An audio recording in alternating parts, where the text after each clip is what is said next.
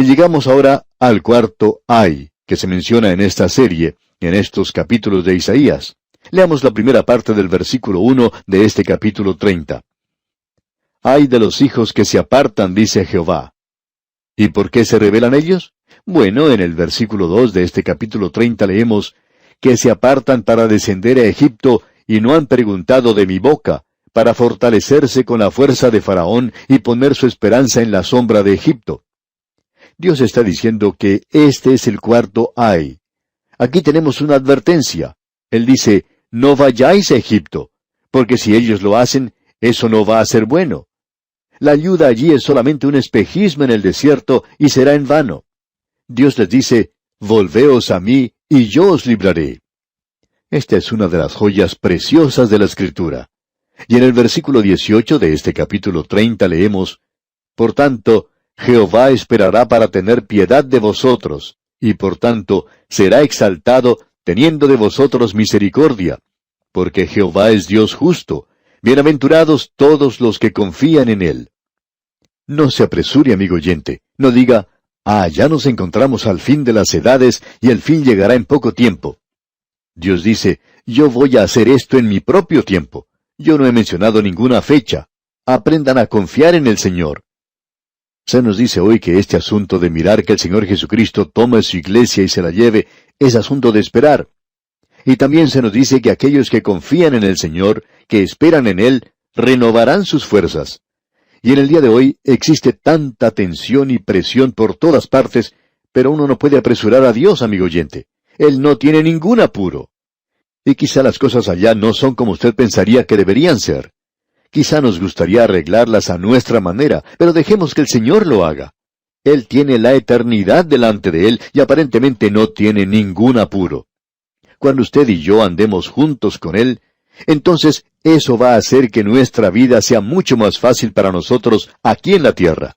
Este es un capítulo maravilloso. Tiene un mensaje personal para cada uno de nosotros hoy. Y esto es todo lo que queríamos recalcar en cuanto a esto. Ahora, pasando al capítulo 31, encontramos que el pueblo de Judá es advertido de parte del profeta de Dios para que no busque ayuda en Egipto, sino que debía buscar a Jehová que los iba a defender. Ahora, el peligro era tan próximo y tan evidente que el profeta continúa su advertencia a Judá de lo vano que sería la acción. En el futuro, esta gente va a buscar aliados que no le convienen. Ellos aceptarán al anticristo. Y de eso es de lo que Dios les está advirtiendo aquí. Y Dios juzgará a aquellos que buscan ayuda fuera de Él y que no se vuelven a Dios. Este es el quinto ay que tenemos aquí.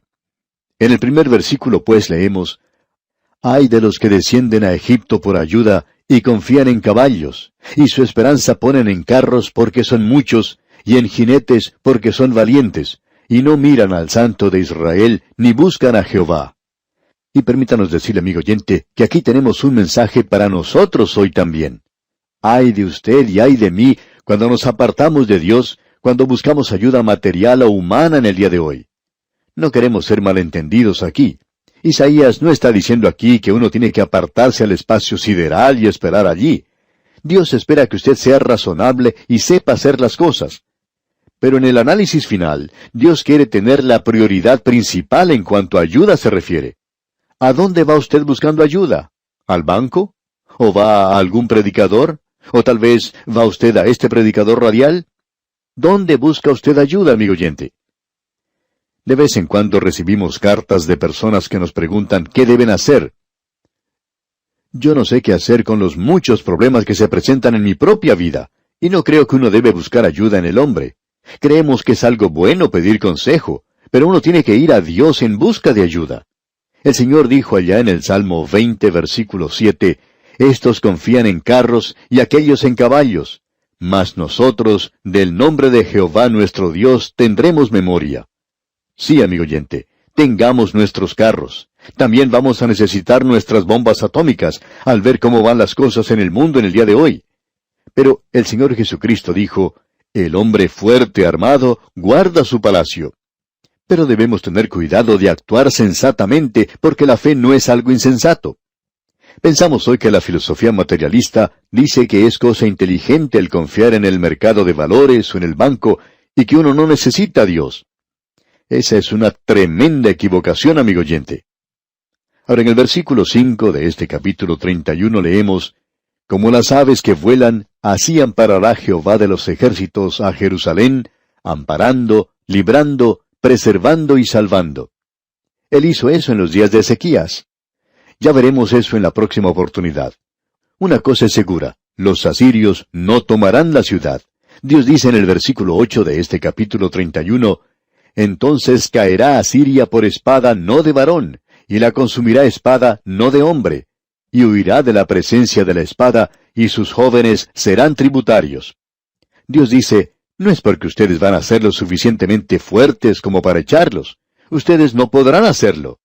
Dios dice, yo me encargaré de los asirios, y el pueblo de Dios no tiene que entrar en ninguna clase de acuerdos con Egipto. Su confianza debería estar puesta en el Señor. Ese es el gran mensaje de este capítulo 31, el cual nos está hablando directamente a nosotros hoy. A propósito, amigo oyente, permítanos preguntarle, ¿cuándo fue la última vez que usted y yo leímos este pasaje para nuestra ayuda y para nuestra fortaleza? Quizá lo que debemos recordar es que es para nosotros hoy. Quiera Dios aplicar lo que hemos aprendido hoy a su corazón y al mío también. Necesitamos mucho de esto, amigo oyente. Yo necesito ser amonestado una y otra vez de que no debo ir a Egipto, sino que debo mirar al Señor. Y así, amigo oyente, ponemos punto final al programa de hoy. Pero antes le sugerimos leer el capítulo 32 de este libro de Isaías, que estudiaremos en nuestro próximo programa. De esta forma estará usted preparado para comprender mejor el contenido de este capítulo y sacar lecciones maravillosas en su relación con el Señor. Y oramos porque la paz del Señor, que sobrepasa todo entendimiento, esté con usted ahora y siempre. Que Dios le bendiga. En este día, amigo oyente, nos encontramos en el capítulo 32 de Isaías, y en los capítulos 32 al 35 tenemos una provisión maravillosa en la profecía. Esa es la razón por la cual continuamos diciendo que si uno simplemente abre la Biblia y toma un versículo aquí y un versículo allá, uno puede llegar a tener cualquier clase de interpretación que quiera. Pero eso no ocurre si usted toma la Biblia y la estudia sistemáticamente. Y esa es la forma en la que se debe hacer. Amigo oyente, Dios no nos dio capítulo y versículo. Alguien dijo una vez, yo pensaba que Dios nos había dado los capítulos y los versículos. Pero no fue así. Él no nos dio los capítulos y los versículos, y nosotros tampoco lo estamos haciendo de esa manera. Tomamos la sección completa. Este lugar donde nos encontramos ahora es un lugar que necesita tomarse todo completo.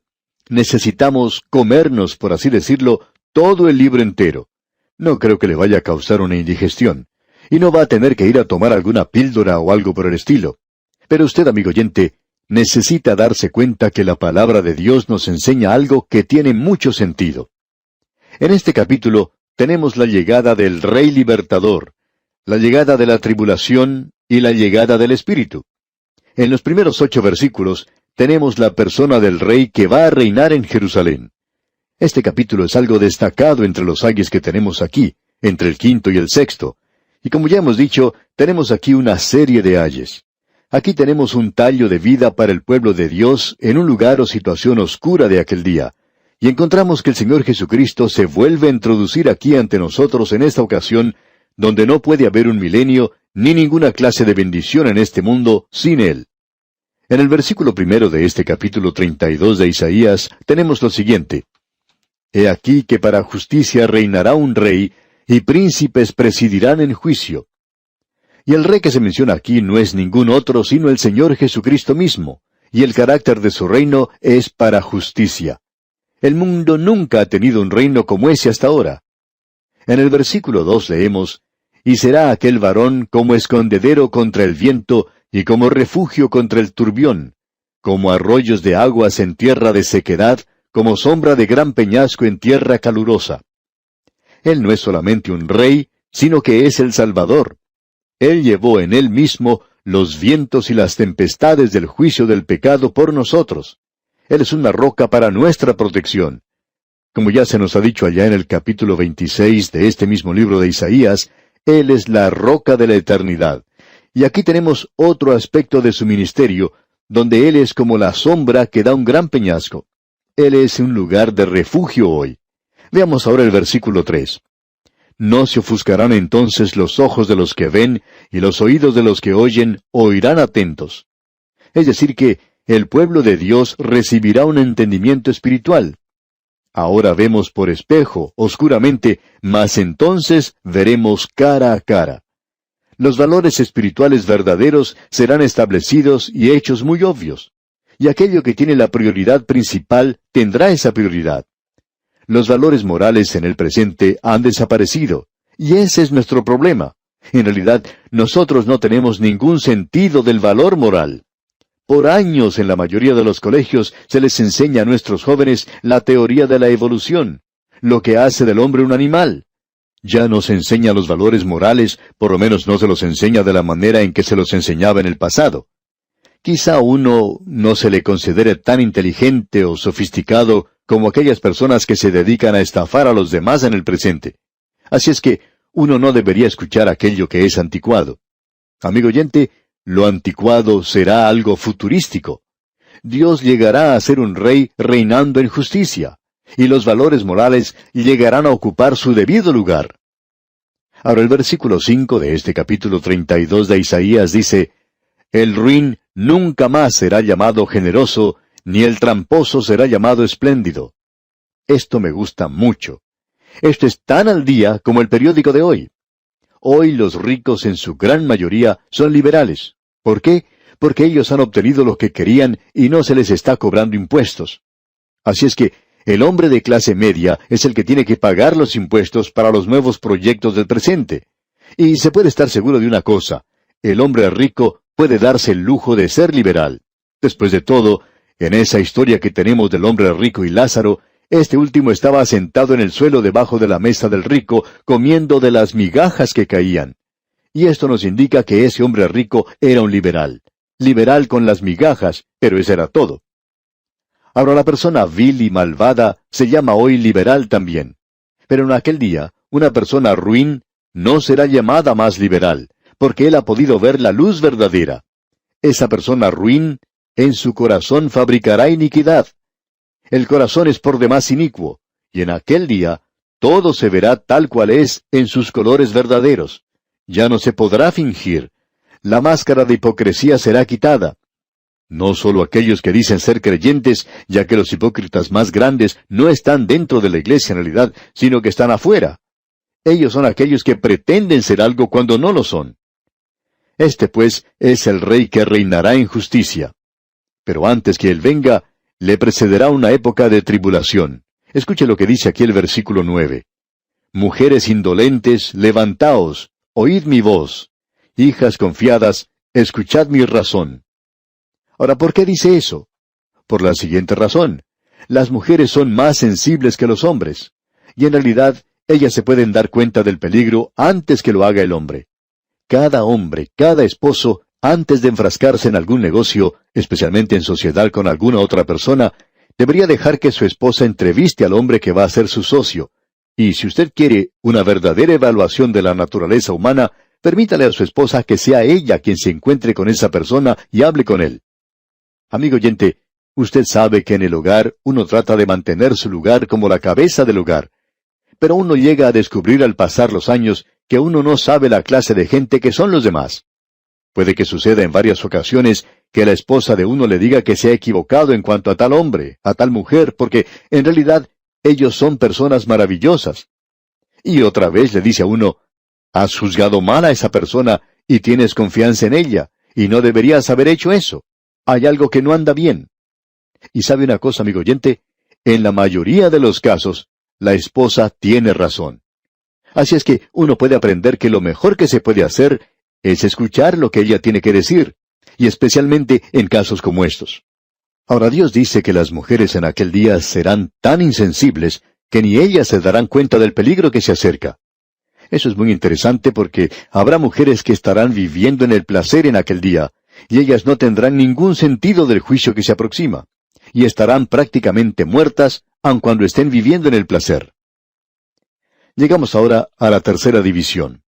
La promesa del Espíritu será derramada en los últimos días. Escucha lo que dice este versículo 15 del capítulo 32 de Isaías. hasta que sobre nosotros sea derramado el Espíritu de lo alto, y el desierto se convierta en campo fértil, y el campo fértil sea estimado por bosque. Aquí nos encontramos en una situación donde es necesario prestar atención al desarrollo de la profecía en la palabra de Dios. ¿Cuándo será derramado el Espíritu? En el milenio, cuando Cristo reine. Esa será la época donde tendrá lugar la más grande bendición espiritual y devolverse a Cristo, porque, amigo oyente, Él estará reinando en persona. Esto no quiere decir que toda rodilla se doblará ante Él en esa oportunidad.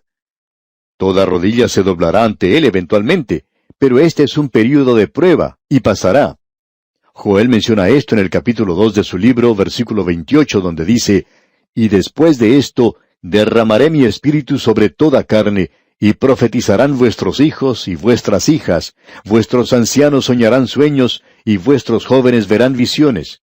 Y también sobre los siervos y sobre las siervas derramaré mi espíritu en aquellos días».